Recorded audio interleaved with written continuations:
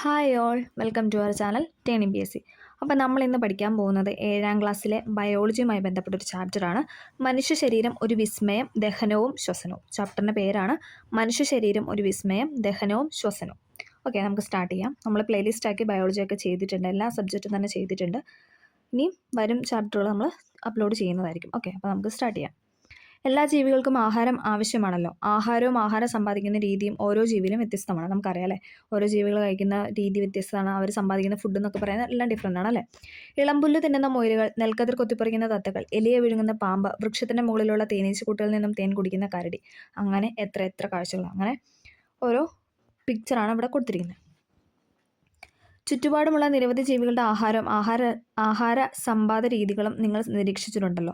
നിങ്ങൾ നിരീക്ഷിച്ചിട്ടുള്ള ജീവികളും അവയുടെ ആഹാരവും പട്ടികപ്പെടുത്താനാണ് പറഞ്ഞിരിക്കുന്നത്. നോക്ക്, പശുവാണ് പുല്ല് കഴിക്കും അല്ലേ, ആടാണ് ഇലകൾ, പൂച്ചയാണ് എലീനെ തിന്നും അല്ലേ, പൂച്ച എലീനെ കഴിക്കും, കരടിയാണ് തേൻ കുടിക്കും, മുയലല്ലേ ചെറിയ ഇലകളൊക്കെയാണ്, ക്യാരറ്റ് അങ്ങനെയുള്ള വെജിറ്റബിൾസ് ഒക്കെയാണ് മുയൽ കഴിക്കുന്നത്, മനുഷ്യനാണ് ചോറ്. ഓക്കെ, നമുക്ക് ഇതിൽ നമുക്ക് പഠിക്കാനുള്ളത് പോഷണം എന്ന് പറഞ്ഞൊരു ബോക്സാണ്.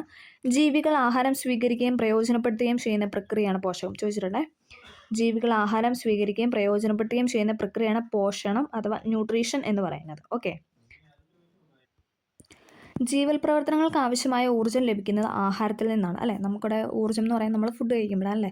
നാം കഴിക്കുന്ന ആഹാരത്തിന് നമ്മുടെ ശരീരത്തിൽ വെച്ച് ഒട്ടേറെ മാറ്റങ്ങൾ സംഭവിക്കുന്നു അല്ലേ. നമുക്കറിയാം നാം കഴിക്കുന്ന ആഹാരത്തിന് എന്ത് സംഭവിക്കുന്നെന്നും ശരീരം അതെങ്ങനെ പ്രയോജനപ്പെടുത്തുമെന്നും നമുക്ക് ഓരോന്നോരോന്നിട്ട് ഡീറ്റെയിൽ ആയിട്ട് പഠിക്കാം. ആഹാര സ്വീകരണം, നമ്മൾ ഫസ്റ്റ് പറയാനായിട്ട് പോകുന്ന ആഹാര സ്വീകരണം. പോഷണത്തിന് 5 ഘട്ടങ്ങളാണുള്ളത്. അതായത് പോഷണം അഥവാ ന്യൂട്രീഷൻ 5 ഘട്ടങ്ങളാണുള്ളത്. അതിൻ്റെ ആദ്യ ഘട്ടമാണ് ആഹാര സ്വീകരണം അല്ലേ. ആദ്യം തന്നെ എന്താണ്, ഫുഡ് നമ്മൾ സ്വീകരിക്കണം അല്ലേ, നമ്മുടെ ശരീരത്തോട്ട് സ്വീകരിക്കണം അഥവാ ഇഞ്ചക്ഷൻ. ആഹാരം ആദ്യം എത്തുന്നത് വായിലാണ് അല്ലേ. അപ്പോൾ അതിൻ്റെ ദഹനം തുടങ്ങുന്നത് തന്നെ സ്റ്റാർട്ടിങ് ചെയ്യുന്നത് വായിലാണ് അല്ലേ. ആദ്യം ആഹാരം എന്താണ്, വായിൽ വെച്ച് ആഹാരത്തിന് എന്തൊക്കെ മാറ്റങ്ങൾ സംഭവിക്കുന്നു നമുക്ക് ഓരോന്നോരോന്നോ. ചുണ്ട്, നാക്ക്, പല്ല് എന്നിവ ആഹാര സ്വീകരണത്തിൽ എന്ത് പങ്കാണ് നിർവഹിക്കുന്നത്, അതൊക്കെയാണ് നമ്മളിനി നോക്കാനായിട്ട് പോകുന്നത്. ആദ്യം തന്നെ പല്ല് അല്ലേ, പല്ലാണ് ഇമ്പോർട്ടൻ്റ് ആയിട്ടല്ലേ, വായിൽ ഏറ്റവും കൂടുതൽ അല്ലേ. നോക്കാം. ആഹാര പദാർത്ഥങ്ങൾ ചവച്ചരയ്ക്കുന്ന പല്ലുകൾ ഉപയോഗിച്ചാണ്. ആഹാരം കടിച്ചു മുറിക്കുന്നതിനും ചവച്ചരയ്ക്കുന്നതിനും അനുയോജ്യമായ ഘടനയും ക്രമീകരണവുമാണ് പല്ലുകൾക്കുള്ളത്. നമുക്കറിയാം അല്ലേ. പല്ലിൻ്റെ പിക്ചർ കൊടുത്തിട്ടുണ്ട്. പല്ലിൻ്റെ ഇനാമൽ, പല്ലിൻ്റെ നെടുകളുടെ ഛേദം എന്നൊക്കെ പറഞ്ഞിട്ട് ഒരു പിക്ചറോടെ കൊടുത്തിട്ടുണ്ട്. പല്ലിൻ്റെ ഉപരിതല പാളിയാണ് ഇനാമൽ എന്ന് പറയുന്നത് അല്ലേ. നമുക്കിങ്ങനെ ഏറ്റവും ഫ്രണ്ടിലായിട്ട് അല്ലെങ്കിൽ ഇങ്ങനെ പല്ലിൻ്റെ ഉപരിതലം അല്ലേ, മുകളിലുള്ള ഭാഗമാണ് എന്ന് പറയുന്നത് ഇനാമൽ. മനുഷ്യ ശരീരത്തിലെ ഏറ്റവും കാഠിന്യമേറിയ പദാർത്ഥവും പല്ലിൻ്റെ ഇനാമലാണ്. ചോദിച്ചിട്ടുണ്ട്, PYക്കണം. മനുഷ്യ ശരീരത്തിൽ അല്ലേ, മനുഷ്യൻ്റെ ശരീരത്തിൽ തന്നെ ഏറ്റവും കാഠിന്യമുള്ള പദാർത്ഥം പല്ലിൻ്റെ ഇനാമലാണ്. ഓക്കെ, പാൽപ്പല്ലുകളും സ്ഥിരദന്തങ്ങളും ഇമ്പോർട്ടൻ്റ് ആണ്. പാൽപ്പല്ലുകളും സ്ഥിരദന്തങ്ങളും. നമ്മളിനി പറയാനായിട്ട് പോകുന്നത് പാൽപ്പല്ലുകളും സ്ഥിരദന്തങ്ങളുമാണ്. നിങ്ങൾക്ക് ആദ്യം ഉണ്ടായ പല്ലുകൾ തന്നെയാണ് ഇപ്പോഴും ഉള്ളത് അല്ല അല്ലേ. നമുക്കറിയാം അല്ലേ, നമുക്ക് ആദ്യം ഉണ്ടാകുന്ന പല്ലാണ് മിൽക്ക് ടീത്ത് അഥവാ പാൽപ്പല്ല് എന്നറിയപ്പെടുന്നത്. നമുക്ക് ജസ്റ്റ് നോക്കാം. ഏകദേശം 6 മാസം പ്രായമാകുമ്പോഴാണ് കുഞ്ഞുങ്ങൾക്ക് പല്ല് മുളയ്ക്കാൻ തുടങ്ങുന്നത്. ഈ പല്ലുകൾ പാൽപ്പല്ലുകൾ അഥവാ മിൽക്ക് ടീത്ത് എന്നാണ് അറിയപ്പെടുന്നത് അല്ലേ. ആദ്യം ഉണ്ടാകുന്ന പല്ലുകളാണ് മിൽക്ക് ടീത്ത് എന്നറിയപ്പെടുന്നത്. മുകളിലും താഴെയായിട്ട് 10 വീതം ആകെ 20 പാൽപ്പല്ലാണ് എല്ലാവർക്കും ഉണ്ടാകുന്നത്. എല്ലാ കുട്ടികളിലും എന്താണ്, മുകളിലും താഴെ 10 വെച്ചിട്ട് 20 പാൽപ്പല്ല് ചോദിച്ചിട്ടുണ്ട്, എണ്ണം ചോദിച്ചിട്ടുണ്ട്. 10 വീതം 20 അങ്ങനെ ആയിരിക്കും ഓപ്ഷൻ തരിക. അതായത് ഒന്നെങ്കിൽ 10 വീതം എന്നായിരിക്കും അല്ലെങ്കിൽ 20 എന്നായിരിക്കും തരുന്നത്. ഓക്കെ, അപ്പോൾ പാൽപ്പല്ലെന്ന് പറയുന്നത് 20 പല്ലാണ് മൊത്തം ഉള്ളത്. അത് കഴിഞ്ഞിട്ട് ആ പല്ലെല്ലാം പോയിട്ട് നമുക്ക് സ്ഥിരദന്തങ്ങൾ അഥവാ പെർമനൻറ്റ് ടീത്ത് വരുന്നു. നമുക്കറിയാം അല്ലേ. പാൽപ്പല്ലുകൾ കൊഴിഞ്ഞു പോയതിനു ശേഷം പിന്നീട് മുളയ്ക്കുന്ന പല്ലുകളാണ് സ്ഥിരദന്തങ്ങൾ അഥവാ പെർമനൻറ്റ് ടീത്ത്. ഇവ പൊട്ടിപ്പോകുകയോ ഇളകിപ്പോകുകയോ ചെയ്താൽ ആ സ്ഥാനത്ത് പകരം പുതിയ പല്ല് ഉണ്ടാവില്ല. അതായത് നമ്മൾ പറഞ്ഞു പാൽപ്പല്ലിന് ഇപ്പോൾ എന്തെങ്കിലും പറ്റിയാലും കുഴപ്പമൊന്നുമില്ല, അത് പറഞ്ഞു പോയിട്ട് പുതിയത് വരാനുള്ളതാണ്. പക്ഷേ നമ്മുടെ പെർമനൻറ്റ് ടീത്തിന് എന്തെങ്കിലും സംഭവിച്ചാൽ, എന്തെങ്കിലും കേട് വന്നത് പൊട്ടിപ്പോയി അല്ലെങ്കിൽ എന്തെങ്കിലും ഒരു അപകടത്തിൽ അത് പോയി എന്ന് വിചാരിച്ചാൽ, പോയി കഴിഞ്ഞാൽ എന്താണ്, നമുക്ക് പിന്നെ അത് തിരിച്ച് വരത്തില്ല. ഓക്കെ, കാരണം എന്താണ്, അത് സ്ഥിരദന്തങ്ങളാണ്. നാം കഴിക്കുന്ന എല്ലാ ആഹാരവും ഒരുപോലെയാണോ, അല്ല അല്ലേ. ചിലത് കാഠിന്യം കൂടിയതും മറ്റു ചിലത് മൃദുവുമായിരിക്കും. ഇങ്ങനെ വ്യത്യസ്ത തരത്തിലുള്ള ആഹാര പദാർത്ഥങ്ങൾ കടിച്ചു മുറിക്കാനും ചവച്ചരയ്ക്കാനും നമ്മെ സഹായിക്കുന്ന നമ്മുടെ പല്ലാണ് അല്ലേ. മുകളിൽ നൽകിയിരിക്കുന്ന ചിത്രം നിരീക്ഷിക്കും. ദേ ഇവിടെ ഒരു പിക്ചർ കൊടുത്തിട്ടുണ്ട്. നമ്മുടെ പല്ലാണ് കൊടുത്തിരിക്കുന്നത്. ഒരു സൈഡിലോട്ടുള്ളതാണ് കൊടുത്തിരിക്കുന്നത്. 4 സൈഡ് ഉണ്ടല്ലോ. അപ്പം ഒരു സൈഡിലോട്ട് ഫുള്ള്. ആദ്യം എന്താണ്, ഉളിപ്പല്ല്, അത് കഴിഞ്ഞിട്ട് കോമ്പല്ല്, പിന്നെ അഗ്രചർവണകം, ചർവണകം. ഓർക്കണം, ഈ അഗ്രചർവണകം എന്ന് ഓർക്കുമ്പോൾ നമ്മൾ അങ്ങ് അറ്റത്താണെന്ന് ഓർക്കരുത്.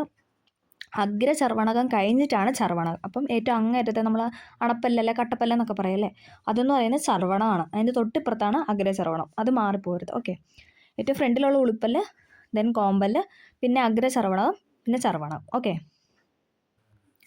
പ്രായപൂർത്തിയായ ഒരാളുടെ വ്യത്യസ്ത തരം പല്ലുകളും അവയുടെ സ്ഥാനവും എണ്ണവും ഉപയോഗവും പട്ടികയിൽ നൽകിയിട്ടുണ്ട്. അപ്പോൾ നമുക്കിത് ഇമ്പോർട്ടൻ്റ് ആയി പഠിക്കാനുള്ളതാണ്. കാരണം എല്ലാ ക്വസ്റ്റ്യൻ പേപ്പറിലും കണ്ടിട്ടുണ്ട് ഈ പല്ലിനെ പറ്റിയുള്ളൊരു ക്വസ്റ്റ്യൻ. ഓക്കെ, നമുക്ക് നോക്കാം. ആദ്യത്തെയാണ് ഉളിപ്പല്ല് അഥവാ ഇൻസിസർ. നമ്മൾ പറഞ്ഞല്ലേ ഫ്രണ്ടിലുള്ള പല്ല്, ഉളിപ്പല്ല് അഥവാ ഇൻസിസർ. മുൻവശത്തെ മുകളിലും താഴെ 4 പല്ലുകളുണ്ട് അല്ലേ. നമ്മുടെ ഫ്രണ്ടിൽ 2 എണ്ണം, താഴെ 2 എണ്ണം, അങ്ങനെ മൊത്തം 4 എണ്ണം ഉണ്ട്. ആ പല്ലിനെയാണ് നമ്മൾ ഉളിപ്പല്ല് എന്ന് പറയുന്നത്. ഓക്കെ, അതായത് നമ്മൾ പറഞ്ഞു മുകളിൽ 2 പല്ല്, ഏറ്റവും ഫ്രണ്ടിൽ നിൽക്കുന്ന പല്ല് വേണം എടുക്കാൻ. 2 സൈഡിലേക്കുള്ള ഓരോ പല്ല് വെച്ചിട്ട് ഫ്രണ്ടിൽ 2 എണ്ണം, മുകളിലും താഴെയായിട്ട്. ഓക്കെ, അതാണ് ഇതെന്ന് പറയുന്നത് ഉളിപ്പല്ലെന്ന് പറയുന്നത്. ആഹാര വസ്തുക്കൾ കടിച്ചു മുറിക്കുക അല്ലേ. നമ്മളിപ്പോൾ ഒരു ആപ്പിൾ കിട്ടി, ഒരു പേരയ്ക്ക, മാങ്ങ, അതൊക്കെ നമ്മളിങ്ങനെ ഫ്രണ്ട് വെച്ചിട്ട് ഇങ്ങനെ കടിച്ചല്ലേ മുറിക്കുന്നത്.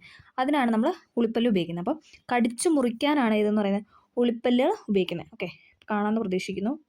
ഓക്കെ, ഉളിപ്പല്ലെന്ന് പറയുന്നത് കടിച്ചു മുറിക്കാനാണ് നമ്മൾ യൂസ് ചെയ്യുന്നത്. ഓക്കെ, അടുത്താണ് കോമ്പല്ല്. ഉളിപ്പല്ലുകളുടെ സമീപം ഇരുവശങ്ങളിലും മുകളിലും താഴെയായി 2 പല്ലുകൾ വീതം, അതായത് മൊത്തം 4 എണ്ണം ഉള്ളൂ കോമ്പല്ലെന്ന് പറയുന്നത്. ഇങ്ങനെ എക്ഷിപ്പല്ല് എന്നൊക്കെ നമ്മൾ പറയുന്നത് ആ ഒരു റേഞ്ചിൽ നിൽക്കുന്ന 4 പല്ലാണ് എന്ന് പറയുന്നത് കോമ്പല്ലെന്ന് പറയുന്നത്. ഓക്കെ, അതും എന്താണ്, ആഹാര വസ്തുക്കൾ കടിച്ച് കീറാൻ അല്ലേ. നമ്മൾ ഇപ്പം ചിക്കനൊക്കെ കഴിച്ച് കഴിഞ്ഞാൽ നമ്മൾ കടിച്ച് കീറാനായിട്ട് യൂസ് ചെയ്യുന്നതാണ് എന്തെന്ന് പറയുന്നത് കോമ്പല്ല്. അപ്പം നമ്മളിപ്പോൾ പറഞ്ഞ ഉളിപ്പല്ല്, കോമ്പല്ല്. ഉളിപ്പല്ലെന്ന് പറഞ്ഞാൽ ഫ്രണ്ടിൽ നിൽക്കുന്ന 4 എണ്ണം, മുകളിലും താഴെ 2 എണ്ണം വെച്ചിട്ട് 2 4 എണ്ണം. കോമ്പല്ലെന്ന് പറയുമ്പോൾ മൊത്തം 4 ഉള്ളൂ, ഓരോ സൈഡിലും ഓരോന്ന്, 4 സൈഡിലും ഓരോന്ന് വെച്ചിട്ട്. ഓക്കെ, അതും എന്താണ്, ആഹാരം കടിച്ച് കീറാനാണ് സഹായിക്കുന്നത്. അടുത്താണ് അഗ്രചർവണം. അപ്പം ഉളിപ്പല്ല്, കോമ്പല്ല്, ദെൻ അഗ്രചർവണം. ഓക്കെ, കോമ്പല്ലിന് സമീപം ഇരുവശങ്ങളിലും മുകളിലും താഴെ 4 പല്ലുകൾ വീതമുണ്ട്. 4 പല്ല് വീതം എല്ലാ സൈഡിലും ഉണ്ട്. ഓക്കെ, അതാണ് ഇതെന്ന് പറയുന്നത് അഗ്രചർവണം. അതെന്താണ്, ആഹാര വസ്തുക്കൾ ചവച്ചരയ്ക്കാൻ അല്ലേ. നമ്മൾ ആ ഒരു ഭാഗം, ആ ഒരു പല്ലിൻ്റെ ആ ഒരു ഇവിടെ വെച്ചിട്ടാണ് നമ്മൾ ചവച്ചരയ്ക്കുന്നത്. ഓക്കെ, അടുത്താണ് ചർവണകം. മുകളിലും താഴെ 6 പല്ലുകൾ വീതമുണ്ട്. ആഹാര വസ്തുക്കൾ ചവച്ചരയ്ക്കാൻ സഹായിക്കുന്നു. ഇതെന്താണ്, നമ്മൾ അഗ്രചർവണവും ചർവണവും വെച്ചിട്ടാണ് ചവച്ചരയ്ക്കുന്നത്. കടിച്ച് കീറാനായിട്ട് ഉപയോഗിക്കുന്ന കോമ്പല്ലും ഉളിപ്പല്ലും. ഓക്കെ, അപ്പം മൊത്തം നമ്മൾ 4 ടൈപ്പ് പല്ലിനെ പറഞ്ഞു. ഉളിപ്പല്ല്, കോമ്പല്ല്, അഗ്രചർവണം, ചർവണകം. Incisor, canine. കോമ്പല്ലിന് പറയുന്നതാണ് കനൈൻ. പിന്നെ പ്രീ മോളറാണ് അഗ്രചർവണം, മോളറാണ് ചർവണം. ഓക്കെ, ഇത് 4 ടൈപ്പ് പല്ലിനെ കുറിച്ച് നമ്മൾ ഡീറ്റെയിൽ ആയിട്ട് പഠിക്കണം, കാരണം PYK ആയിട്ട് ചോദിച്ചിട്ടുണ്ട്. ഓക്കെ, ക്ലിയർ ആയെന്ന് പ്രതീക്ഷിക്കുന്നു. അഗ്രചർവണം, ചർവണം എന്നീ വിഭാഗങ്ങളെ പല്ലുകളെ പൊതുവായി അണപ്പല്ലുകൾ അല്ലേ നമ്മൾ പറഞ്ഞു, കട്ടപ്പല്ല് അല്ലെ അണപ്പല്ല് എന്നൊക്കെ നമ്മൾ പറയുന്നു. പ്രായപൂർത്തിയായ ഒരാൾക്ക് എത്ര പല്ലുണ്ടാവും നമുക്കറിയാലോ, 32 പല്ലാണല്ലേ ഉള്ളത്. ഓക്കെ, ഓരോ തരം പല്ലിൻ്റെ ഉപയോഗം, എണ്ണ എന്നിവ പട്ടികപ്പെടുത്തി ശാസ്ത്രപുസ്തകത്തിൽ എഴുതാനാണ് പറഞ്ഞത്. ഓക്കെ, നമ്മളതൊക്കെ പഠിച്ചു അല്ലേ. അടുത്തത് മാംസാഹാരികളുടെ കോമ്പലുകൾ വളരെയേറെ വികാസം പ്രാപിച്ചിരിക്കുന്നു. 2 അല്ലേ, കടുവേനെ തന്നിട്ടുണ്ട്, പിന്നെന്താ പോത്ത് അല്ലേ, അങ്ങനെ 2 വിഭാഗം തന്നിട്ടുണ്ട്. അവരുടെയൊക്കെ എന്താ കോമ്പല്ലിനെ കുറിച്ചാണ് ഫോട്ടോയാണ് അവിടെ തന്നെ. ഇവ മാംസം കടിച്ചു കീറാൻ സഹായിക്കുന്നു. സസ്യാഹാരികൾ ഉളിപ്പല്ലുകൾ ആഹാരം കടിച്ചു മുറിക്കാനും അണപ്പല്ലുകൾ ആഹാരം ചവച്ചരയ്ക്കാനുമായിട്ട് സഹായിക്കുന്നു. ഓക്കെ, ഇനി നമ്മൾ പറയുന്നതാണ് ദന്തക്ഷയം, കേടായ പല്ലുകളൊക്കെ. നമുക്ക് നോക്കാം. ഭക്ഷണം ചവച്ചരയ്ക്കുന്നതിൽ മുഖ്യ പങ്ക് വഹിക്കുന്ന പല്ലുകൾ ശ്രദ്ധയോടെ സംരക്ഷിക്കേണ്ടതാണ്. അതായത് നമ്മുടെ ചർവണമോ അഗ്രചർവണമോ നമ്മൾ നന്നായിട്ട് നോക്കണം അല്ലേ. എന്നാൽ മിക്ക ആളുകളിലും പല്ലുകൾ കേടുവരാറുണ്ട്. പല്ലുകൾ കേടുവരുന്നത് എങ്ങനെയാണെന്ന് നമുക്ക് നോക്കാം. കാൽസ്യം സംയുക്തം കൊണ്ട് നിർമ്മിതമായ കാഠിന്യമേറിയ പദാർത്ഥമാണല്ലോ മാർബിൾ. ഇതിൻ്റെ ചെറിയ കഷ്ണം എടുത്ത് ഹാൻഡ് ലെൻസ് ഉപയോഗിച്ച് നിരീക്ഷിക്കുക. ഇതിനെ നേർപ്പിച്ച് ഹൈഡ്രോക്ലോറിക് ആസിഡിൽ ഇട്ട് വയ്ക്കുക. കുറച്ച് സമയം കഴിഞ്ഞ് ഇതെടുത്ത് ഹാൻഡ് ലെൻസ് ഉപയോഗിച്ച് വീണ്ടും നിരീക്ഷിക്കുക. മാർബിൾ കഷ്ണത്തിന് എന്ത് മാറ്റമാണ് കാണുന്നത്? മാർബിൾ കഷ്ണം ദ്രവിക്കുന്നതായി കാണാം അല്ലേ. അതായത് ഒരു എക്സ്പെരിമെൻ്റ് ആണ് കുട്ടികൾക്ക് പറഞ്ഞിട്ടുള്ളത്. അപ്പോൾ അതുപോലെ തന്നെയാണ് എന്താണ് പല്ലിൻ്റെ അവസ്ഥ എന്ന് പറയുന്നത്. പല്ലിൻ്റെ ഇനാമലും ഒരു കാൽസ്യം സംയുക്തമാണ്. ഇത് ആശ്രമമായി പ്രവർത്തിക്കുമ്പോൾ കാലക്രമേണ നശിച്ചു പോകുന്നു അല്ലേ. അതുകൊണ്ടാണ് നമ്മൾ കറക്റ്റായിട്ട് നമ്മൾ ഫുഡൊക്കെ കഴിച്ച് കഴിഞ്ഞാൽ വാ കഴുകണം അല്ലെങ്കിൽ ബ്രഷ് ചെയ്യണം എന്നൊക്കെ പറയുന്നതിൻ്റെ കാര്യം അതാണ്. കാരണം എന്താ, പല്ലും എന്താണ് ഒരു കാൽസ്യം സംയുക്തമാണ്. അപ്പോൾ അതിന് ആസിഡൊക്കെ വന്നു കഴിഞ്ഞാൽ എന്താണ് പല്ലിന് കേടുവരാനായിട്ട് സാധിക്കും. നമ്മുടെ പെർമനൻറ്റ് ടീത്ത് ആയതുകൊണ്ട് കേട് എന്താണെന്നാണ് നമുക്ക് പിന്നെ വേറൊരു പല്ല് അവിടെ ഉണ്ടായി വരില്ല. ഓക്കെ, ഇവിടുത്തെ ഒരു കുട്ടിയും ഡോക്ടറും തമ്മിലുള്ളൊരു കോൺവെർസേഷനൊക്കെ കൊടുത്തിട്ടുണ്ട്. അത് നമുക്ക് വേണ്ട. ഫുഡ് കഴിച്ചിട്ട് എന്താ പല്ല് ക്ലീൻ ചെയ്യണം അല്ലെ ബ്രഷ് ചെയ്യണം എന്നൊക്കെ പറയുന്നൊരു കാര്യങ്ങളാണ്. ഓക്കെ, നമ്മൾ അടുത്ത് പറയാനായിട്ട് പോകുന്ന നാക്കാണ്. രുചി അറിയാൻ നാക്കിലെ സ്വാദുമുകുളങ്ങൾ നമ്മെ സഹായിക്കുന്നു അല്ലേ. നമുക്ക് ഓരോ കയ്പ്പ്, പുളി, ഉപ്പ് ഇതൊക്കെ അറിയാനായിട്ട് നമ്മുടെ നാക്കിൽ ഓരോ മുകുളങ്ങളുണ്ടല്ലേ. നാക്കിൻ്റെ മറ്റ് ധർമ്മങ്ങൾ വിഴുങ്ങാൻ സഹായിക്കുന്നു. പല്ലുകൾക്ക് ചവച്ചരയ്ക്കാൻ പാകത്തിന് ആഹാരത്തെ വായ്ക്കുള്ളിൽ ചലിപ്പിക്കുന്നു. ഇതൊക്കെ ആരുടെ ധർമ്മമാണ്? നാക്കിൻ്റെ ധർമ്മമാണ്. ഓക്കെ, വായിൽ ഉമിനീരുണ്ടല്ലോ, ദഹനപ്രക്രിയയിൽ ഉമിനീരും പ്രധാന പങ്ക് വഹിക്കുന്നുണ്ട്. ഇവിടെ നോക്കിയിട്ടുണ്ട്, ഉമിനീർ ഗ്രന്ഥികൾ ഇവിടെ പിക്ചറിൽ കൊടുത്തിട്ടുണ്ട്. ഓക്കെ, അടുത്താണ് നമ്മൾ പറയുന്ന ആഹാരം അന്നപഥത്തിലൂടെ. ഇമ്പോർട്ടൻ്റ് ആണ് ആഹാരം അന്നപഥത്തിലൂടെ. അപ്പോൾ നമ്മൾ പല്ലിനെ കുറിച്ച് പഠിച്ചു, പല്ലിൻ്റെ കാര്യങ്ങളൊക്കെ പറഞ്ഞു, അത് PYK ചോദിച്ചിട്ടുണ്ട്. ഇനി ഇതാണ് അടുത്ത ഒരു മെയിൻ ടോപ്പിക് എന്ന് പറയുന്നത്. വായിൽ വെച്ച് ചവച്ചരയ്ക്കപ്പെടുന്ന ആഹാരം പിന്നീട് ദഹന വ്യവസ്ഥയുടെ ഏത് ഭാഗത്താണ് എത്തിച്ചേരുന്നത് നമുക്ക് നോക്കാം.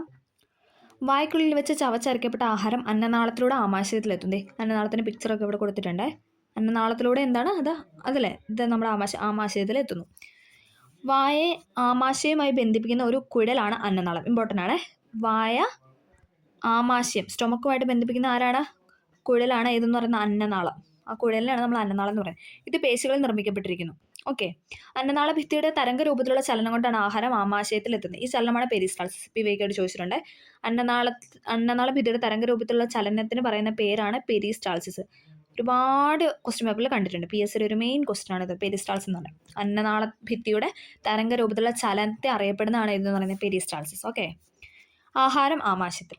വായ്ക്കുള്ളിൽ വെച്ച് ദഹനം ആരംഭിച്ച ആഹാര പദാർത്ഥങ്ങൾ അന്നനാളം വഴി ആമാശയത്തിൽ എത്തിച്ചേരുന്നു. ആമാശയത്തിൽ വെച്ച് പോഷണത്തിന് രണ്ടാം ഘട്ടമായ ദഹനം, അല്ലേ? നമ്മൾ ആദ്യം പറഞ്ഞു വായയിൽ വെച്ചിട്ടാണ് ഒന്നാം ഘട്ടം തുടങ്ങുന്നതെന്ന് പറഞ്ഞു. അതെന്താണ്? വായിൽ വെച്ച് അന്നനാളം വഴി ആമാശയത്തിലെത്തി. then ആമാശയത്തിൽ വെച്ച് പോഷണത്തിന് രണ്ടാം ഘട്ടമായ ദഹനം, അല്ലേ? നമുക്കറിയാം ഡൈജസ്റ്റ് ആവണല്ലോ നമ്മുടെ ഫുഡ്. അപ്പം ഡൈജഷന് ഭാഗമായി മാറുന്നു. ആഹാര പദാർത്ഥങ്ങൾ 4 മുതൽ 5 മണിക്കൂർ വരെ അവിടെ നിലനിൽക്കും. അപ്പോൾ എന്താണ്? ദഹനം നടക്കാനായിട്ട് 4 മുതൽ 5 മണിക്കൂർ വരെ നിൽക്കും. ആമാശയ ഭിത്തിയുടെ തരംഗരൂപത്തിലുള്ള ചലനം നമ്മൾ പറഞ്ഞു പെരിസ്റ്റാൾസിസ്, അല്ലേ? തരംഗരൂപത്തിലുള്ള ചലനത്തെ നമ്മൾ പെരിസ്റ്റാൾസിസ് എന്ന് പറയുന്നത്. പെരിസ്റ്റാൾസിസ് മൂലം എന്താണ്? ആഹാരം തരംഗരൂപത്തിലുള്ള ചലനം മൂലം ആഹാരം കുഴമ്പ് രൂപത്തിലാവുന്നു, അല്ലേ? അതിങ്ങനെ ആ ഒരു തരംഗം വഴി പോയിട്ട് എന്താണ്? കുഴമ്പ് രൂപത്തിൽ നമ്മുടെ ഫുഡെല്ലാം ആവുന്നു. ആമാശയ ഭിത്തിയിൽ കാണുന്ന ഗ്രന്ഥികൾ ഉൽപ്പാദിപ്പിക്കുന്ന ആമാശയ രസം ദഹനത്തെ സുഗമമാക്കുന്നു. ചെറിയ അളവിൽ ഹൈഡ്രോക്ലോറിക് ആസിഡും ആമാശയ ഭിത്തി ഉൽപ്പാദിപ്പിക്കും. നമ്മൾ കഴിഞ്ഞ ക്ലാസ്സിൽ പറഞ്ഞായിരുന്നല്ലേ, നമ്മുടെ ശരീരത്തിൽ കാണുന്ന ആസിഡാണ് ഇതെന്ന് പറയുന്നത് HCl, അല്ലേ? ഇത് മാംസ്യത്തിൻ്റെ ദഹനത്തെ സഹായിക്കുകയും രോഗാണുക്കളെ നശിപ്പിക്കുകയും ചെയ്തു. അതായത് നമ്മുടെ ആമാശയത്തിലുള്ള ഹൈഡ്രോക്ലോറിക് ആസിഡ് എന്താണ് ചെയ്യുന്നത്? മാംസ്യത്തിൻ്റെ ദഹനത്തെ സഹായിക്കുകയും അതുപോലെ തന്നെ രോഗാണുക്കളെ നശിപ്പിക്കുകയും ചെയ്യുന്നു. ആമാശയത്തിൽ വെച്ച് ഭാഗികമായി ദഹിച്ച ആഹാരത്തിനെ തുടർന്നുള്ള യാത്ര ചെറുകുടലിലേക്കാണ്. അപ്പം നമ്മൾ പറഞ്ഞു ആദ്യം വായയിൽ, പിന്നെ വായയിൽ നിന്ന് അന്നനാളം വഴി എന്താണ് ആമാശയത്തിലെത്തുന്നു, പിന്നെ അത് ഡൈജഷന് വിധേയമാകുന്നു, എന്നിട്ട് അത് തരംഗ രൂപത്തിലുള്ള ചലനം മൂലം അത് കുഴമ്പ് രൂപത്തിലാവുന്നു. അങ്ങനെ അത് കഴിഞ്ഞിട്ട് എന്താ? ആമാശയ രസം വഴി ദഹനം സുഗമമാക്കുന്നു. ചെറിയ അളവിൽ എന്താണ്? ഹൈഡ്രോക്ലോറിക് ആസിഡും ആമാശയ ഭിത്തി ഉൽപ്പാദിപ്പിക്കുന്നു. ഇത് മാംസ്യത്തിൻ്റെ ദഹനത്തെ സഹായിക്കുകയും രോഗാണുക്കളെ നശിപ്പിക്കുകയും ചെയ്തു. അത് കഴിഞ്ഞിട്ട് എന്താണ്? അത് ചെറുകുടലിലേക്ക് എത്തുന്നു. ഓക്കെ. ദെൻ ആഹാരം എന്താണ്? ആ ഒരു ഇതെന്ന് പറയുന്നത് ഡൈജഷനൊക്കെ കഴിഞ്ഞിട്ട് എന്താണ്? ചെറുകുടലിലേക്ക് എത്തുന്നു. ഓക്കെ, ക്ലിയർ ആയെന്ന് പ്രതീക്ഷിക്കുന്നു. ഒരു ഫ്ലോ ചാർട്ട് പോലെയാണ് ഞാൻ പറഞ്ഞത്. ഓക്കെ, കണക്ട് ചെയ്യാൻ പറ്റിയെന്ന് വിചാരിക്കുന്നു. അപ്പോൾ ഇനി നമുക്ക് ചെറുകുടലിലുള്ള പ്രോസസ്സ് നോക്കാം. മനുഷ്യൻ്റെ ചെറുകുടലിന് 5 മുതൽ 6 മീറ്റർ വരെ നീളമുണ്ട്. ചോദിച്ചിട്ടുണ്ട്. ചെറുകുടലിൻ്റെ നീളം എന്ന് പറയുന്നത് 5 മീറ്റർ മുതൽ 6 മീറ്റർ വരെ, അല്ലേ? ഇങ്ങനെ ചുരുണ്ട് കെട്ടുപണഞ്ഞല്ല കിടക്കുന്നത്. പോഷണത്തിൻ്റെ രണ്ടാമത്തെ ഘട്ടമായ ദഹനം പൂർത്തിയാക്കി. നമ്മൾ പറഞ്ഞു ദഹനം പൂർത്തിയാക്കി പോഷക ഘടകങ്ങളുടെ ആഗിരണം നടക്കുന്നതും എവിടെ വെച്ചിട്ടാണ്? ചെറുകുടലിൽ വെച്ചാണ്. ചോദിച്ചിട്ടുണ്ട്. എല്ലാ സെൻറ്റൻസും വിവേചിക്കണം. പോഷക ഘടകങ്ങളുടെ ആഗിരണം നടക്കുന്നത് എവിടെ വെച്ചാന്ന് ചോദിച്ചു കഴിഞ്ഞാൽ എന്താണ്? ചെറുകുടലിലാണ്. ചെറുകുടലിൻ്റെ ആദ്യ ഭാഗത്ത് വെച്ച് കരൾ ഉൽപ്പാദിപ്പിക്കുന്ന പിത്തരസവും ആഗ്നേയഗ്രന്ഥി ഉൽപ്പാദിപ്പിക്കുന്ന ആഗ്നേയരസവും ഭാഗികമായി ദഹിച്ച ആഹാരവുമായി കലർന്ന് ദഹനം പൂർണ്ണമാകുന്നു. അപ്പം നമ്മൾ പറയുകയാണ് ഇതിനകത്ത് 3 പോയിന്റ് ഉണ്ട്. ഒന്നെന്ന് പറയുന്നത് ചെറുകുടലിൻ്റെ ആദ്യ ഭാഗത്ത് വെച്ച് കരൾ ഉൽപ്പാദിപ്പിക്കുന്ന പിത്തരസം. അപ്പം പിത്തരസം ഉൽപ്പാദിപ്പിക്കുന്ന ആരാണ്? കരൾ. നമുക്ക് ആ ഒരു ഉത്തരം കിട്ടിയല്ലേ?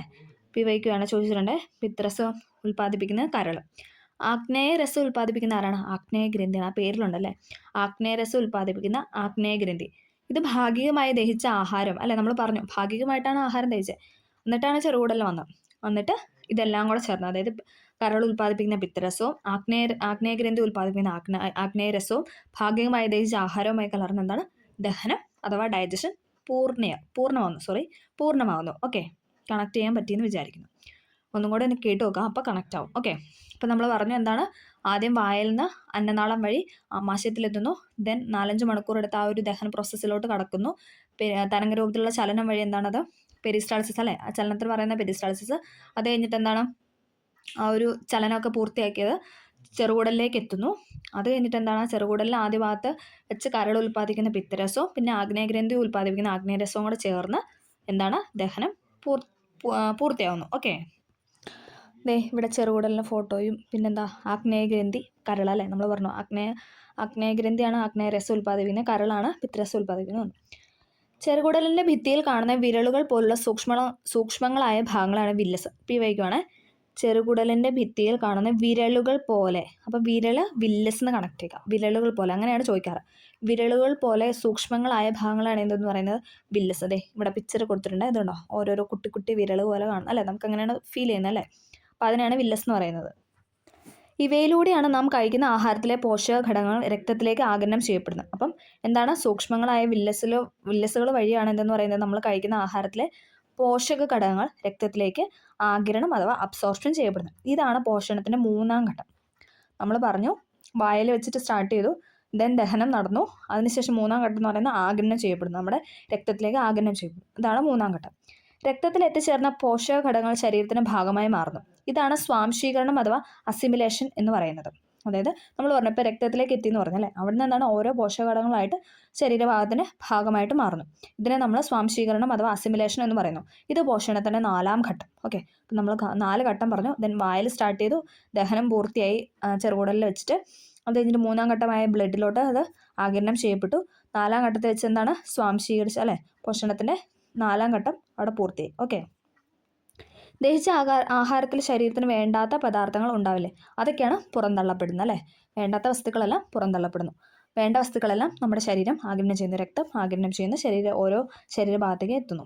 ദഹിച്ച ആഹാര പദാർത്ഥങ്ങളിൽ നിന്ന് പോഷകഘടകങ്ങളുടെ ആഗിരണത്തിന് ശേഷമുള്ള അവശിഷ്ടങ്ങൾ വൻകുടലിലേക്ക് നീങ്ങുന്നു. അപ്പോൾ ചെറുകുടലിൽ നിന്ന് എന്താണ് അത് വൻകുടലിലോട്ട് പോകുന്നു എന്ന് വേണം നമുക്ക് പെട്ടെന്ന് ഒറ്റയടിക്ക് പറയാൻ അങ്ങനെ പറയാം. കാരണം ബ്ലഡിലോട്ട് ആവശ്യമുള്ള ഘടകങ്ങളെല്ലാം ബ്ലഡിലോട്ട് പോയി ബാക്കി വേസ്റ്റൊക്കെ എന്താണ് വൻകുടലിലേക്ക് നീങ്ങുന്നു. വൻകുടലിൽ വെച്ച് ദഹനാവശിഷ്ടങ്ങളെല്ലാം ജലവും ലവണങ്ങളും ആവശ്യാനുസരണം ആഗിരണം ചെയ്യപ്പെടുന്നു. തുടർന്ന് മലാശയത്തിൽ സംഭരിക്കപ്പെടുന്ന ദഹന അവശിഷ്ടങ്ങൾ മലദ്വാരത്തിലൂടെ പുറന്തള്ളപ്പെടുന്നു. ഈ പുറന്തള്ളൽ പ്രക്രിയയാണ് മലവിസർജനം അഥവാ എജിഷൻ എന്ന് പറയുന്നത്. ഇത് പോഷണത്തിന് 5ാം ഘട്ടം. ഓക്കെ, അപ്പം നമ്മൾ പറഞ്ഞ പോഷണത്തിന് 5 ഘട്ടങ്ങളാണ്. എല്ലാവർക്കും ക്ലിയർ ആയെന്ന് പ്രതീക്ഷിക്കുന്നു. രക്തത്തിലോട്ട് എന്താണ് ചെറുകുടലിന് കഴിഞ്ഞിട്ട് രക്തത്തിലോട്ട് ആഹാര പോഷകതലങ്ങളെല്ലാം ആഗിരണം ചെയ്തതിന് ശേഷം വേസ്റ്റ് ആയിട്ടുള്ള എല്ലാം എന്താണ് വൻകുടലിലേക്ക് പോകുന്നു. അവിടുന്ന് അത് മലദ്വാരം വഴി പുറത്തു പോകുന്നു അല്ലേ, വേസ്റ്റ് എല്ലാം പുറന്തള്ളപ്പെടുന്നു. ഓക്കെ, ഇതാണ് നമ്മുടെ ഡൈജഷൻ പ്രക്രിയ എന്ന് പറയുന്നത്. എല്ലാവർക്കും ക്ലിയർ ആയെന്ന് പ്രതീക്ഷിക്കുന്നു.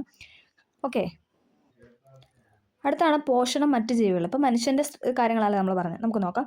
ഏകകോശ ജീവിയായ അമീബയിൽ നടക്കുന്ന പോഷണത്തിന് ചിത്രീകരണമാണ് നൽകിയിരിക്കുന്നത്. നമുക്ക് നോക്കാം. ആഹാര സ്വീകരണം, ദഹനം, ആഗിരണം, സ്വാംശീകരണം, പുറന്തള്ളൽ. അതായത് ആഹാരപദാർത്ഥം, പിന്നെ ആഹാരത്തെ സ്വീകരിച്ചു, ദഹനം പൂർത്തിയായി, പിന്നെ ആഗിരണം ചെയ്തു, സ്വാംശീകരണം, പുറന്തള്ളൽ. മറ്റ് ചില ജീവികളുടെ ദഹനവ്യവസ്ഥയുടെ ചിത്രങ്ങളും പരീക്ഷിക്കാം. കോഴി, പൂച്ച, പശു, അവരുടെയൊക്കെയാണ് തന്നിരിക്കുന്നത്. പിക്ചറൊക്കെ കൊടുത്തിട്ടുണ്ട്. നമ്മുടെ ദഹനവ്യവസ്ഥയുമായി ഇവയ്ക്ക് എന്തെങ്കിലും സാമ്യമുണ്ടോ നമുക്ക് നോക്കാം. മനുഷ്യനും മത്സ്യങ്ങളും വെള്ളത്തിൽ നീന്തുന്നുണ്ട്. ഈ മനുഷ്യന് ഓക്സിജൻ സിലിണ്ടർ ഉപയോഗിക്കാതെ എത്ര സമയം വെള്ളത്തിൽ മുങ്ങിക്കിടക്കാൻ കഴിയും? മത്സ്യത്തെ പോലെ നമുക്ക് എന്താണ് വെള്ളത്തിൽ നിന്നും ഓക്സിജൻ സ്വീകരിക്കാൻ കഴിയാത്തത്? മനുഷ്യരുടെയും മത്സ്യങ്ങളുടെയും ശ്വസന വ്യവസ്ഥയുടെ വ്യത്യാസമാണ് ഇതിന് കാരണം അല്ലേ. ഇനി ശ്വസനമാണ് നമ്മൾ നോക്കുന്നത്. ഇപ്പോൾ നമ്മൾ ദഹനം പറഞ്ഞു, ഇനി 2ാമത്തെ ഘടകമായ ശ്വസനം അല്ലേ. നമ്മുടെ ചാപ്റ്ററിൻ്റെ പേര് തന്നെ അതാ അല്ലേ, ദഹനം നമ്മൾ പറഞ്ഞു. ഇനി ശ്വസനം. എല്ലാവരും എഴുന്നേറ്റ് നിൽക്കും, നന്നായി ശ്വാസം അകത്തേക്ക് എടുക്കും, എന്നിട്ട് ഓരോരുത്തർക്കും കഴിയുന്നത്ര സമയം ശ്വാസം പിടിച്ച് നിൽക്കും. ആർക്കാണ് ഏറ്റവും കൂടുതൽ ശ്വാസം പിടിച്ച് നിൽക്കാൻ അല്ലേ, നമ്മൾ കുട്ടിക്കാലത്തൊക്കെ നമ്മൾ ചെയ്തിട്ടുള്ള കാര്യമാണ് അല്ലേ. 1 മിനിറ്റ് പോലും ശ്വാസം പിടിച്ച് നിൽക്കാൻ കഴിയുന്നില്ല അല്ലേ. ശ്വസനവുമായി ബന്ധപ്പെട്ട് കൂടുതൽ കാര്യങ്ങൾ മനസ്സിലാക്കാം. അപ്പോൾ നമ്മൾ ഇനി പഠിക്കാനായിട്ട് പോകുന്ന ശ്വസനവുമായി ബന്ധപ്പെട്ട കാര്യമാണ്. ഓരോരുത്തരും നെഞ്ചിൽ കൈ അമർത്തി പിടിച്ച് ശക്തിയായി ശ്വാസം എടുക്കുകയും പുറത്ത് വിടുകയും ചെയ്യും. നിങ്ങളുടെ ശരീരത്തിന് അനുഭവപ്പെടുന്ന മാറ്റങ്ങൾ എന്തൊക്കെയാണ്? വായു അകത്തേക്കും വായു പുറത്തേക്കും പോകുന്ന അനുഭവം അല്ലേ. നമുക്കറിയാം അല്ലേ, നമ്മൾ ശ്വാസം അകത്തേക്ക് എടുക്കുന്നുണ്ട്, അതേപോലെ തന്നെ അല്ലേ ഉച്ഛ്വാസവും നിശ്വാസവും അല്ലേ. ഉച്ഛ്വാസവും നിശ്വാസവും നമുക്ക് നോക്കാം. വായു ശ്വാസകോശത്തിലേക്ക് എടുക്കുന്ന പ്രവർത്തനമാണ് ഉച്ഛ്വാസം. അതായത് നമ്മൾ ആകത്തോടെ ഇൻഹേൽ ചെയ്യുന്നു അല്ലേ, ഇൻഹേലേഷൻ എന്ന് പറയും. വായു നമ്മൾ ഉള്ളിലോട്ട് എടുക്കുന്ന പ്രക്രിയയാണ് ഉച്ഛ്വാസം എന്ന് പറയുന്നത്. ഇനി നമ്മൾ പുറത്തേക്ക് വിടുക അല്ലേ, ശ്വാസകോശത്തിൽ നിന്ന് വായു പുറത്തേക്കല്ലേ, നമ്മൾ പുറത്തോട്ട് ശ്വാസം വിടുന്നതിനാണ് നമ്മൾ നിശ്വാസം അഥവാ എക്സ്ഹലേഷൻ എന്ന് പറയുന്നത്. അകത്തോട്ട് എടുക്കുന്ന ഉച്ഛ്വാസം, പുറത്തോട്ട് വിടുന്ന നിശ്വാസം നമുക്കറിയാം അല്ലേ. അപ്പോൾ അത് പറഞ്ഞു. ഇനി അടുത്തത് ഇവിടെ ഒരു പിക്ചർ കൊടുത്തിട്ടുണ്ട്. മനുഷ്യ ശ്വാസകോശത്തിൻ്റെ പ്രവർത്തനത്തിന് ഓരോ ഇതാണ്. നാസാദ്വാരം, ദെൻ ശ്വാസനാളം, ശ്വസനിക, വായുഅറ, ഡയഫ്രം. ഇത്രയും കാര്യങ്ങളാണ് ഇവിടെ കൊടുത്തിട്ടുള്ളത്. ഓക്കെ, മനുഷ്യൻ്റെ ശ്വാസകോശങ്ങൾ സ്ഥിതി ചെയ്യുന്ന നെഞ്ചിനകത്തെ അറയാണ് ഔരാശാശയം അഥവാ തൊറാസിക് ക്യാവിറ്റി എന്ന് പറയുന്നത്. അതായത് മനുഷ്യൻ്റെ ശ്വാസകോശങ്ങൾ നമ്മുടെ ശ്വാസകോശമൊക്കെ ഇരിക്കുന്ന നെഞ്ചിനകത്തെ അറയിനാണ് നമ്മൾ ഔരസാശയം എന്ന് പറയുന്നത്. അതിന് താഴെയുള്ള ഭാഗമാണ് ഉദരാശയം, അബ്ഡോമിനൽ ക്യാവിറ്റി. ഇവ വേർതിരിക്കുന്ന പേശി നിർമ്മിതമായ ഭിത്തിയാണ് ഡയഫ്രം. അപ്പോൾ ഇവരെ തമ്മിൽ വേർതിരിക്കുന്ന ആരെന്ന് പറയുന്നത് ഡയഫ്രം. ഇത് അല്പം മേലോട്ട് വളഞ്ഞാണ് ഇരിക്കുന്നത്.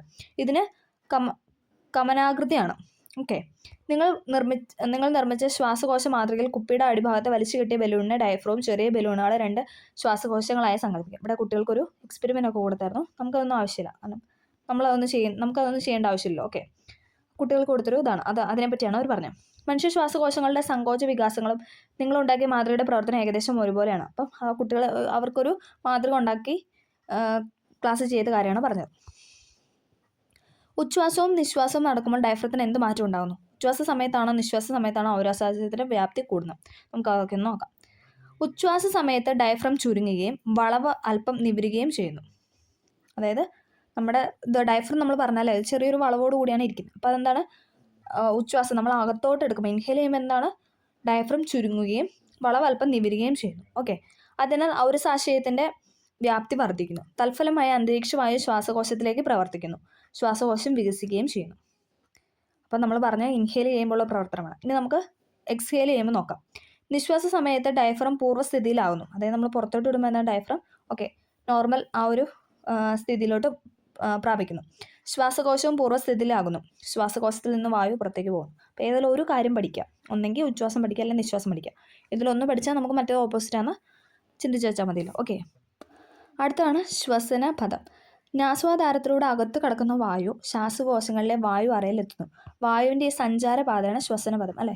വായു ഇങ്ങനെ പോകുന്ന ആ ഒരു പാതേനെയാണ് നമ്മൾ ശ്വസനപഥം എന്ന് പറയുന്നത്. നാസ്വാധാരത്തിൽ നമ്മുടെ മൂക്കിലൂടെ എന്താണ് വായു അകത്ത് കടക്കുന്നു. ശ്വാസകോശങ്ങളിലെ വായു അറയിലെത്തുന്നു അല്ലേ. ശ്വാസകോശങ്ങളിലൂടെ എന്താണ് വായു അറയിലെത്തുന്നു. ആ സഞ്ചാരപാതയാണ് നമ്മൾ ശ്വസനപഥം എന്ന് പറയുന്നത്. ഇവിടെ ഒരു ഫ്ലോ ചാർട്ട് കൊടുത്തിട്ടുണ്ട്. നമുക്ക് കുറച്ചും കൂടെ മനസ്സിലാകാൻ വേണ്ടിയിട്ട് നമുക്കൊന്നും കൂടെ ഒന്ന് പറയാം. ഉച്ഛ്വാസമുണ്ട്, നിശ്വാസമുണ്ട്. ഡയഫ്രം ചുരുങ്ങി വളവൽപ്പം നിവരുന്നു. വാരിയെല്ലിൻ കൂടെ ഉയരുന്നു അല്ലേ. നമ്മൾ അകത്തോട്ട് നമ്മളൊന്ന് ഇൻഹേലും എക്സ്ഹേലും ചെയ്ത് നോക്കുക. അപ്പോൾ നമുക്ക് കിട്ടും നമ്മൾ അകത്തോട്ട് എടുക്കുമ്പോൾ എന്താണ് വാരിയെല്ലിൻ കൂടെ അല്പം ഒന്ന് ഉയരുന്നുണ്ട്. നമ്മളൊന്ന് എണീറ്റ് നിന്നിട്ട് നമ്മളൊന്ന് ചെയ്ത് നോക്കുമ്പോൾ നമുക്ക് കറക്റ്റായിട്ട് അത് മനസ്സിലാവും. ഔരസാശയത്തിന് വ്യാപ്തി വർദ്ധിക്കുന്നു അല്ലേ. ഒന്ന് വലുതാവുന്നു. നമ്മുടെ വായു അകത്തോട്ട് ചെല്ലില്ല. അപ്പോൾ വ്യാപ്തി വർദ്ധിക്കുന്നു. ശ്വാസകോശം വികസിക്കുന്നു. വായു ശ്വാസകോശത്തിലേക്ക് പ്രവേശിക്കുന്നു. ഇനി നിശ്വാസ സമയത്ത് എന്താണ് ശ്വാസകോശത്തിൽ നിന്ന് വായു പുറത്തേക്ക് പോകുന്നു. ഔരസാശയത്തിൻ്റെ വ്യാപ്തി കുറയുന്നു. ശ്വാസകോശം ചുരുങ്ങുന്നു. ഡയഫ്രം പൂർവ്വസ്ഥിതിയിലാകുന്നു. വാരിയെല്ലിൻ കൂടെ താഴുന്നു. ആ ഒരു ഫ്ലോ ചാർട്ട് പറയുകയാണെങ്കിൽ എങ്ങനെ ഇരിക്കും? ഡയഫ്രം ചുരുങ്ങി വളവ് അല്പം നിവരുന്നു. വാരിയെല്ലിൻ കൂടെ ഉയരുന്നു. നമ്മുടെ ശ്വാസം അകത്തോട്ട് എടുക്കുമ്പോൾ ഔരസാശയത്തിൻ്റെ വ്യാപ്തി വർദ്ധിക്കുന്നു. ശ്വാസകോശം വികസിക്കുന്നു. then എന്താണ് വായു ശ്വാസകോശത്തിലേക്ക് പ്രവേശിക്കുന്നു. അത് കഴിഞ്ഞിട്ട് ഡയഫ്രം പൂർവ്വസ്ഥിതിയിലാകുന്നു. വാരിയെല്ലിൻ കൂടെ താഴുന്നു. ഔരസാശയത്തിൻ്റെ വ്യാപ്തി കുറയുന്നു. ശ്വാസകോശം ചുരുങ്ങുന്നു. നമ്മൾ പറഞ്ഞു അകത്തോട്ട് എടുത്തപ്പോൾ ശ്വാസകോശം വികസിച്ചു. പുറത്തോട്ട് പോകുമ്പോൾ എന്താണ് ശ്വാസകോശം ചുരുങ്ങുന്നു. പിന്നെ എന്താണ് ശ്വാസകോശത്തിൽ നിന്ന് വായു പുറത്തേക്ക് പോകുന്നു.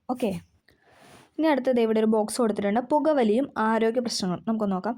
പുകവലി ശ്വാസകോശത്തിൻ്റെ പ്രവർത്തനങ്ങളെ തകരാറിലാക്കും. നമുക്കറിയാം അല്ലേ. ശ്വാസകോശത്തിന് കേടാന്നല്ലേ. പുകവലി ശ്വാസകോശത്തിന് ഹാനികരമാണെന്ന് നമുക്കറിയാം. പുകയിലടങ്ങിയ കരിയും ടാറും മറ്റു വിഷപദാർത്ഥങ്ങളും ശ്വാസകോശത്തിൽ തങ്ങി നിൽക്കും അല്ലേ. അത് പുറത്തു പോകാതെ അത് നമ്മുടെ ശ്വാസകോശത്തിൽ തന്നെ അടിഞ്ഞുകൂടും. ഇത് നിലയ്ക്കാത്ത ചുമയ്ക്ക് കാരണമാകും. പുകയിലയിൽ ക്യാൻസറിന് കാരണമാകുന്ന രാസവസ്തുക്കൾ അടങ്ങിയിട്ടുണ്ട്. നമുക്കറിയാം അല്ലേ. പുക വലിക്കുന്നതും അല്ലേ. എല്ലായിടത്തും അങ്ങനെ പോസ്റ്റർ നമ്മൾ കാണുന്നതാണ് അല്ലേ. അതാണ് അവിടെ പറഞ്ഞത്. ഇനി ശ്വസനത്തിലെ വൈവിധ്യം. നഗ്ന നേത്രം കൊണ്ട് കാണാൻ കഴിയാത്ത ഒരു ജീവിയാണല്ലോ പാരമീസ്യം. അപ്പോൾ പാരമീസ്യത്തിന് വാതക വിനിമയം എങ്ങനെയാണെന്നാണ് ഇവിടെ കൊടുത്തിരിക്കുന്നത്. പാരമീസ്യം പിക്ചർ കൊടുത്തിട്ടുണ്ട്. കോശസ്ഥാനമുണ്ട്, കാർബൺ ഡയോക്സൈഡ്, ഓക്സിജൻ, ഇതൊക്കെയാണ് ഇവിടെ പിക്ചർ കൊടുത്തിരിക്കുന്നത്. ഇനി ഇവിടെ കുറച്ച് ജീവികളും അവരുടെ ശ്വസനത്തിന് സഹായിക്കുന്ന ഭാഗമാണ് കൊടുത്തിട്ടുള്ളത്. ഇമ്പോർട്ടൻ്റ് ആണ്. മണ്ണിര എങ്ങനെയാണ് ശ്വസിക്കുന്നത്? അവരുടെ ഈർപ്പമുള്ള ത്വക്ക് മൂലമാണ് അവരുടെ ശ്വസനം നടക്കുന്നത്. മണ്ണിര ഈർപ്പമുള്ള ത്വക്ക് മുഖേന. മത്സ്യമാണ് ശകുലങ്ങൾ വഴി, അതായത് ചെകിളപ്പൂക്കൾ അല്ലേ. അവരുടെ ആ ഒരു